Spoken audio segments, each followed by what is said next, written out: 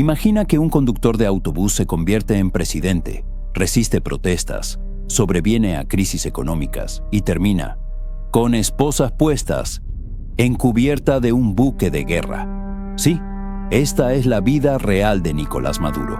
Y no es un guión de Hollywood. Quédate hasta el final para entender cómo llegamos exactamente a este momento surrealista. Caracas, 23 de noviembre de 1962. Mientras el mundo estaba ocupado con la Guerra Fría y América Latina, soñaba con revoluciones románticas. Nacía Nicolás Maduro Moros. Nadie en ese momento imaginaba que ese bebé terminaría gobernando un país petrolero como si fuera una cooperativa mal administrada. Maduro crece en un hogar de clase trabajadora, en una Venezuela que todavía no era sinónimo de crisis permanente. Su padre era dirigente sindical y su madre maestra. Es decir, desde chico estuvo rodeado de discursos, consignas y la idea de que el sistema siempre tiene la culpa de algo. Una infancia normal, pero con megáfono ideológico incluido. No fue precisamente un estudiante brillante ni alguien que destacara académicamente. De hecho, no terminó estudios universitarios, algo que más tarde sería irrelevante. Porque en la política venezolana, el título más importante no se imprime en papel, se imprime en lealtad. En su juventud, Maduro se inclina por el activismo político de izquierda, inspirado por el castrismo, el bolivarianismo y todo lo que suene a revolución permanente. Mientras otros jóvenes soñaban con viajar o progresar, él soñaba con cambiar el sistema, o al menos con decir que quería cambiarlo. Y entonces aparece el primer dato que se volvería meme internacional. Maduro trabaja como chofer de autobús del metro de Caracas. Sí, literalmente. Manejaba colectivos, transportaba gente, cobraba boletos. Un detalle que sus seguidores convertirían en símbolo de hombre del pueblo. Y que sus críticos resumirían así: nunca dejó de manejar un país como si fuera un colectivo sin frenos. Pero no era solo chofer.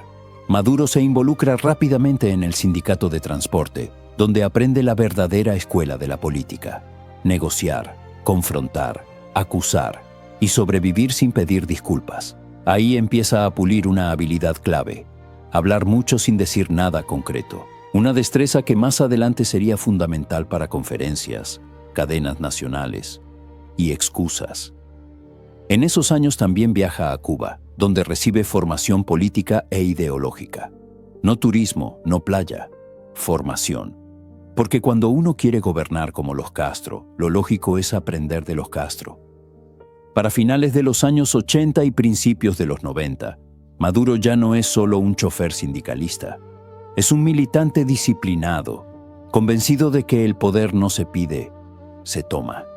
Todavía no es famoso, todavía no tiene bigote legendario, todavía no habla con pajaritos, pero el camino ya está marcado. Nicolás Maduro no nació presidente, no nació dictador, no nació villano, pero desde muy temprano aprendió algo esencial. En política, el que sobrevive no siempre es el más capaz, sino el más leal. A comienzos de los años 90, Venezuela empieza a hervir. La crisis económica golpea, la política tradicional se desgasta y la gente empieza a buscar salvadores como quien busca un extintor, aunque esté vencido. Y ahí aparece Hugo Chávez, en 1992. Chávez intenta un golpe de Estado que fracasa militarmente, pero triunfa políticamente. Porque cuando dice su famoso "por ahora", deja claro algo: el poder no se perdió, solo se postergó.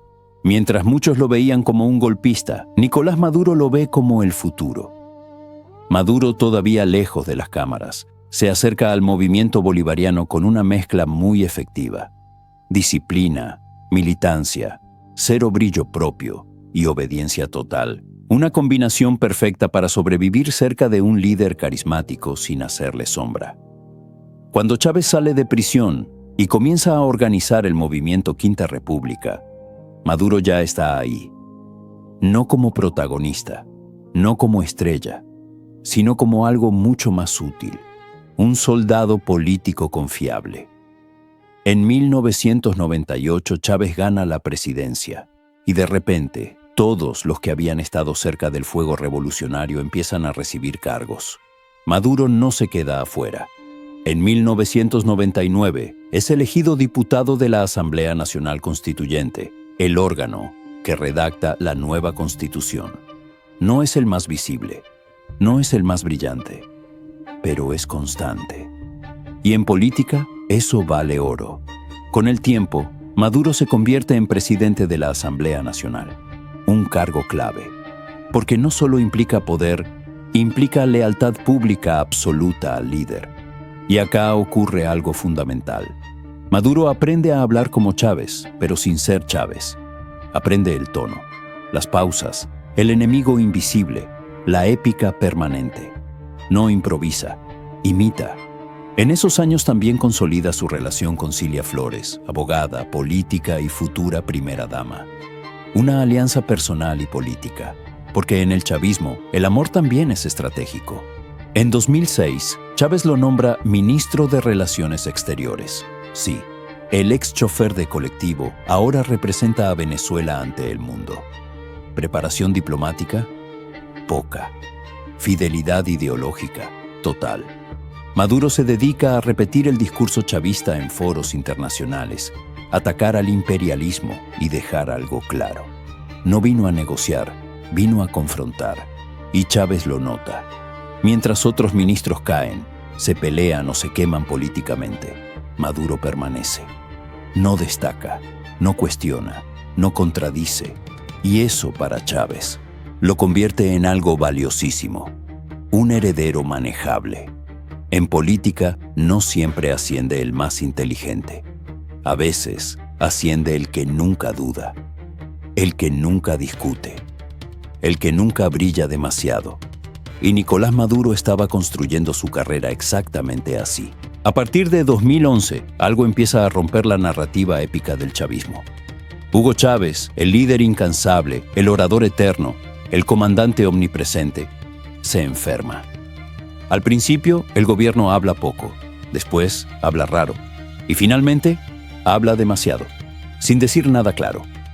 Cáncer, viajes constantes a Cuba, ausencias prolongadas, y una pregunta que nadie se animaba a decir en voz alta. ¿Qué pasa si Chávez no vuelve?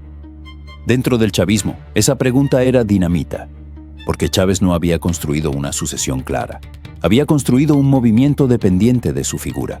Y en ese vacío aparece Nicolás Maduro.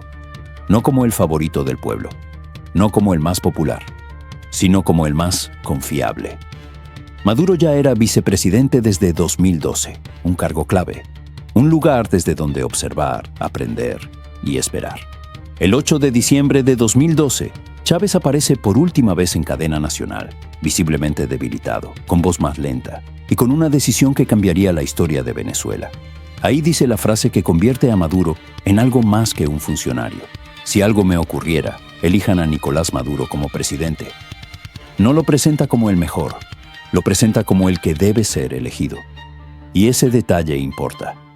Porque en política, cuando el líder señala, no está recomendando, está ordenando. 2 meses después, Hugo Chávez muere, el 5 de marzo de 2013. Venezuela entra en shock, multitudes lloran. El chavismo se queda sin su centro gravitacional y Maduro queda solo. De golpe, el ex chofer de colectivo tiene que llenar un traje demasiado grande. Intenta imitar a Chávez. El tono, las pausas, ya no quedaba casi nada que administrar. Incluso el misticismo. Pero hay un problema. No es Chávez. En campaña electoral, Maduro llega a decir que el espíritu de Chávez se le aparece en forma de pajarito. No es un chiste. No es una metáfora elegante. Lo dice en serio. Para algunos es devoción. Para otros es una señal de alarma. Las elecciones se realizan en abril de 2013 contra Enrique Capriles. El resultado es extremadamente ajustado. Maduro gana por poco más de 1%. La oposición denuncia irregularidades, pide recuento. Maduro se niega. Y así empieza su presidencia. No con una victoria contundente, sino con una legitimidad frágil, discutida y cuestionada desde el día 1. Chávez gobernó con carisma.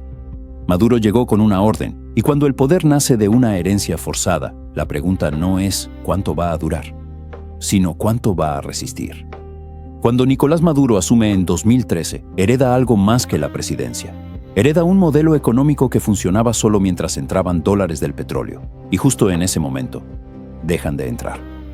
El precio internacional del petróleo se desploma, y Venezuela, que había apostado todo a una sola carta, se queda sin plan B, ni ahorro, ni diversificación, ni margen de error. La respuesta del gobierno no es corregir el rumbo, es duplicar la apuesta. Más controles de precios, más controles de cambio, más intervención estatal, más discursos culpando a enemigos externos. Porque si algo nunca falta en una crisis chavista, es un culpable. Empieza la escasez. Primero productos puntuales, después alimentos básicos, después medicamentos y finalmente casi todo. Las góndolas vacías se vuelven parte del paisaje, las filas eternas, parte de la rutina. La gente pasa horas para comprar harina, arroz o papel higiénico. Sí, papel higiénico. El símbolo involuntario de una economía rota. Y mientras tanto, el gobierno explica que todo es culpa de una guerra económica. Una guerra invisible, sin generales, sin batallas, pero increíblemente efectiva. La inflación se descontrola. Luego se convierte en hiperinflación. Los precios cambian varias veces en un mismo día. Los billetes pierden valor más rápido de lo que se pueden imprimir. Hay momentos en los que un salario mensual no alcanza ni para 1 kilo de carne. La gente cobra y corre a gastar, porque esperar es perder. El bolívar se vuelve casi simbólico. Se le quitan ceros, se le cambian nombres. Se le promete estabilidad, nada funciona. Maduro aparece constantemente en cadena nacional anunciando soluciones. Nuevos billetes, nuevos planes, nuevos bonos, nuevos enemigos. Todo nuevo, excepto los resultados. Y mientras el discurso insiste en que Venezuela resiste, la realidad muestra otra cosa. La gente se va. Millones de venezolanos emigran, caminando, en colectivos, cruzando fronteras a pie. La diáspora venezolana se convierte en una de las más grandes del mundo en tiempos de paz. El país no solo pierde dinero, pierde médicos, ingenieros, docentes, familias enteras. Maduro sigue hablando de soberanía, pero cada discurso suena más desconectado de la calle. La crisis no llegó de golpe, llegó lento, se instaló. Y cuando el gobierno decidió admitirla, ya no quedaba casi nada que administrar. Para 2014, la crisis económica ya no se puede esconder con discursos. La escasez es cotidiana. La inflación es insoportable y la paciencia social se termina. Las protestas comienzan a multiplicarse en todo el país. Al principio son reclamos puntuales, comida, seguridad, servicios. Pero rápidamente se transforman en algo más grande, protestas contra el gobierno de Nicolás Maduro. Y ahí ocurre el quiebre. Maduro no interpreta las marchas como una señal de alarma. Las interpreta como un ataque político. No ve ciudadanos enojados, ve conspiradores. Su narrativa es clara y repetida hasta el cansancio. Golpe de Estado, injerencia extranjera, imperialismo, enemigos de la patria. Porque cuando el poder se siente acorralado, el lenguaje se militariza. Las fuerzas de seguridad salen a la calle, la Guardia Nacional, la policía, los servicios de inteligencia. Las protestas son reprimidas con dureza. Hay muertos, hay heridos, hay detenidos, y muchos de esos detenidos no son líderes políticos, son estudiantes, vecinos, gente común. Organismos de derechos humanos empiezan a denunciar uso excesivo de la fuerza, detenciones arbitrarias y persecución política. El gobierno responde como siempre, negándolo todo. En este contexto aparece una figura clave de la oposición, Leopoldo López. Es arrestado y condenado. El mensaje es claro. Protestar tiene consecuencias. Maduro consolida una idea central. No va a negociar desde la debilidad. Va a resistir desde el control. Las elecciones legislativas de 2015 empeoran la situación. La oposición gana la Asamblea Nacional. Por primera vez en años, el chavismo pierde una institución clave. Respuesta del gobierno: no ceder poder, redefinirlo. El Tribunal Supremo, alineado con el Ejecutivo, comienza a anular decisiones del Parlamento. La separación de poderes se vuelve más teórica que real. Maduro gobierna cada vez más por decretos, menos diálogo, más imposición. Ya no busca convencer, busca aguantar. Y en ese proceso, el chavismo deja de presentarse como un proyecto popular, para empezar a comportarse como un sistema defensivo. Cuando un gobierno deja de escuchar a la calle deja de hablar y empieza a gritar. Y cuando el poder solo responde con fuerza, ya no se trata de gobernar, sino de sobrevivir. Para 2016, la crisis venezolana ya no es un problema interno. Es un tema incómodo en cumbres internacionales, titulares constantes y debates diplomáticos. Y el mundo empieza a reaccionar. Gobiernos de América Latina, Europa y Estados Unidos comienzan a cuestionar abiertamente a Nicolás Maduro. Por la represión, por la situación humanitaria, por el deterioro institucional y por elecciones cada vez menos creíbles. Maduro responde como sabe hacerlo, cerrando filas y subiendo el volumen del discurso.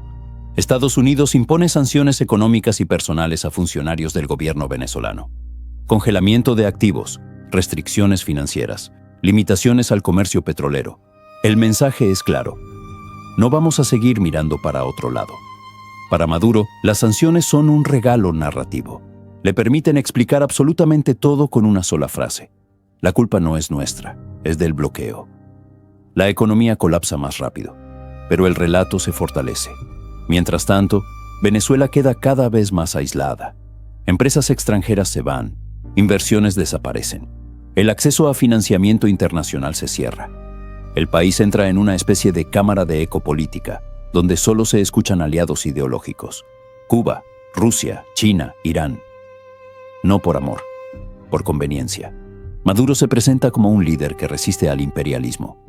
Pero en la práctica, Venezuela se vuelve dependiente de apoyos externos para sobrevivir. En 2017, el conflicto escala aún más. El gobierno convoca una Asamblea Nacional Constituyente, sin referéndum previo. Un órgano con poder absoluto que reemplaza en los hechos al parlamento opositor. Para sus críticos, es un quiebre definitivo del orden democrático. Para Maduro, es la voz del pueblo.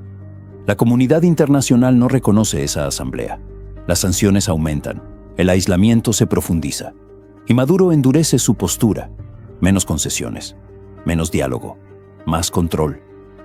Ya no gobierna pensando en legitimidad externa, gobierna pensando en permanecer. Cuando un gobierno queda solo frente al mundo, tiene dos opciones: cambiar o encerrarse. Y Nicolás Maduro eligió encerrarse, convencido de que resistir era lo mismo que ganar. Para 2018, Nicolás Maduro decide hacer algo clave para su supervivencia política: adelantar las elecciones presidenciales. La oposición denuncia falta de garantías. Muchos partidos no participan. Observadores internacionales cuestionan el proceso. Maduro gana. Pero esta vez el problema no es solo interno. Gran parte de la comunidad internacional no reconoce el resultado. Dicen que no fue una elección libre ni justa. Y ahí ocurre algo inédito. En enero de 2019, el presidente de la Asamblea Nacional, un ingeniero poco conocido hasta entonces, se para frente a una multitud y hace una declaración histórica. Juan Guaidó se proclama presidente interino de Venezuela. De un día para otro, el país tiene un presidente que gobierna y otro que dice ser legítimo. Varios países de América Latina y Europa reconocen a Guaidó. Otros, como Rusia, China y Cuba, siguen respaldando a Maduro. Venezuela se convierte en una partida de ajedrez geopolítica. Maduro reacciona con dureza, no cede, no negocia en serio, no se mueve. Controla las Fuerzas Armadas, controla las instituciones, y eso, en la práctica, pesa más que cualquier reconocimiento internacional. Guaidó convoca protestas masivas, promete el fin del régimen, anuncia el cese de la usurpación. La calle vuelve a llenarse. Pero esta vez no alcanza. El gobierno resiste. El tiempo pasa, el entusiasmo se desgasta. Intentos de ayuda humanitaria fracasan. Llamados a levantamientos militares no prosperan. Y poco a poco, el gobierno interino pierde fuerza. Maduro, mientras tanto, hace lo que mejor aprendió: esperar. No necesita convencer al mundo, solo necesita aguantar más que sus rivales. Para 2021, la figura de Guaidó está debilitada. El reconocimiento internacional se enfría. Y Maduro sigue en el poder. No porque haya ganado legitimidad, sino porque nunca la perdió donde más importa, dentro del aparato del Estado. Venezuela tuvo 2 presidentes, 2 discursos, 2 banderas, pero una sola realidad. El poder no se sostiene con declaraciones, se sostiene con control. Y Maduro entendió eso mejor que nadie. Para este punto de la historia, Nicolás Maduro ya no es solo un presidente cuestionado, es algo más incómodo. Un problema internacional permanente. En 2020, Estados Unidos da un paso que cambia el tablero. El Departamento de Justicia lo acusa formalmente de delitos graves, entre ellos narcotráfico y conspiración. No es una sanción diplomática, no es un comunicado tibio, es una acusación penal. Y como si eso no fuera suficiente, aparece el detalle que convierte la política en thriller, recompensa millonaria por información que lleve a su captura. De pronto, el presidente de un país tiene precio. No metafórico, literal. Maduro responde como siempre, riendo en público, minimizando en discurso y reforzando su seguridad en privado. Porque una cosa es desafiar al imperio en cadena nacional y otra muy distinta es saber que hay agencias, fiscales y tribunales siguiéndote los pasos. Desde ese momento, su mundo se achica. Viaja menos, se mueve más protegido, confía en menos gente.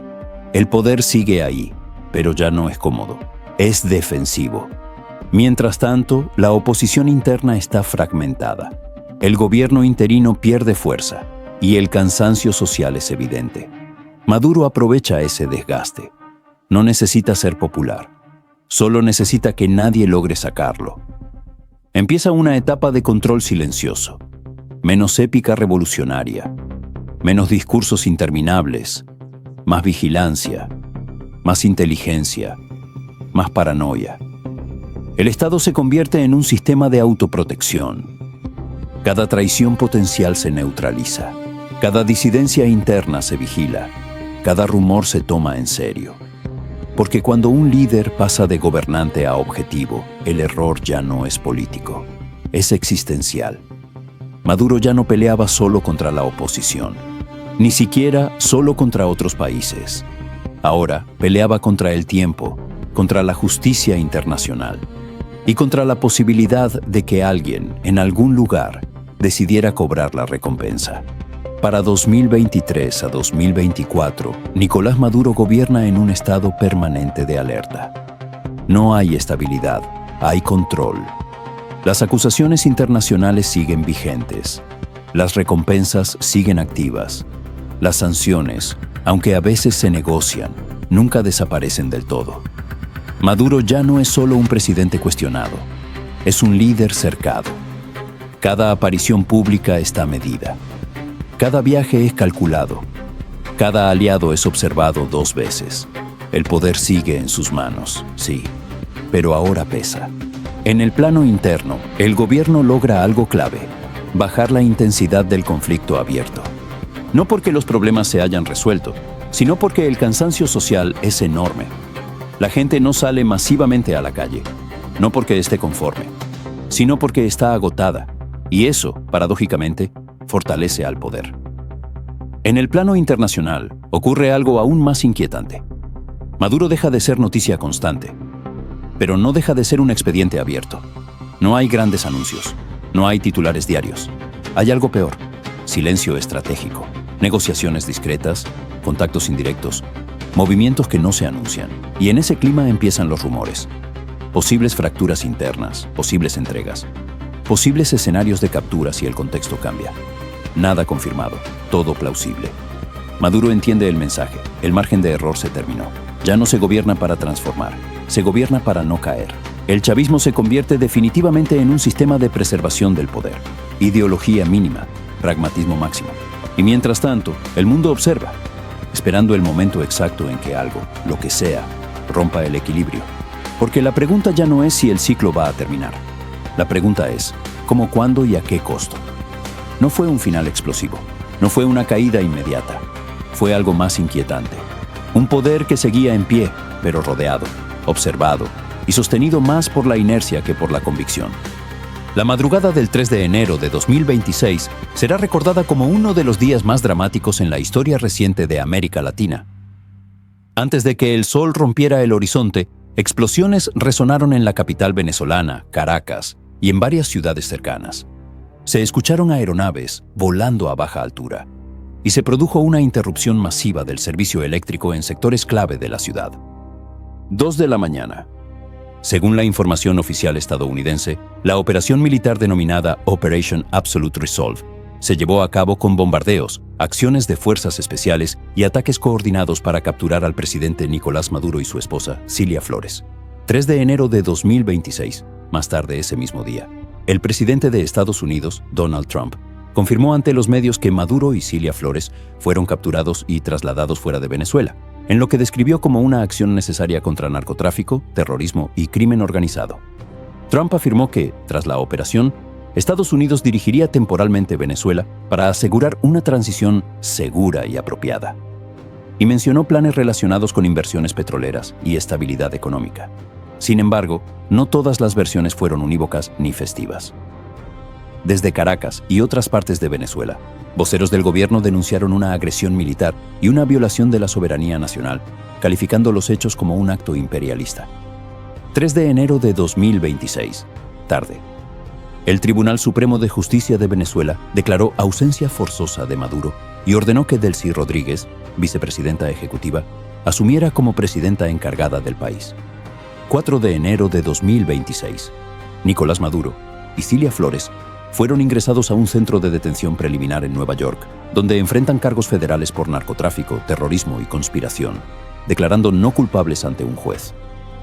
5 de enero de 2026, Maduro tuvo su primera audiencia judicial en Brooklyn con amplia cobertura internacional. 6 de enero de 2026, el gobierno estadounidense modificó la acusación contra Maduro, eliminando algunas referencias al cartel de los soles, aunque manteniendo los cargos de tráfico de drogas y corrupción. Y Venezuela y México exigieron un juicio justo y respeto al derecho internacional. 7 de enero de 2026.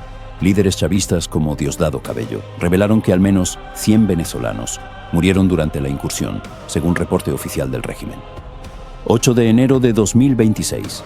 Donald Trump confirma que se reunirá con la opositora María Corina Machado en Washington y conversa sobre el futuro político de Venezuela. Trump declara que la supervisión estadounidense sobre Venezuela continuaría el tiempo que sea necesario, incluyendo el uso de petróleo y recursos económicos. 9 de enero de 2026. Trump anuncia la cancelación de una segunda ola de ataques contra Venezuela, tras cooperación del gobierno interino y la liberación de presos políticos. Estados Unidos se incauta del 5º buque petrolero vinculado a Venezuela en el Caribe. La economía venezolana se deteriora aún más, con la moneda local desplomándose y aumento de la inflación, mientras continúan negociaciones sobre petróleo y relaciones diplomáticas. 10 de enero de 2026.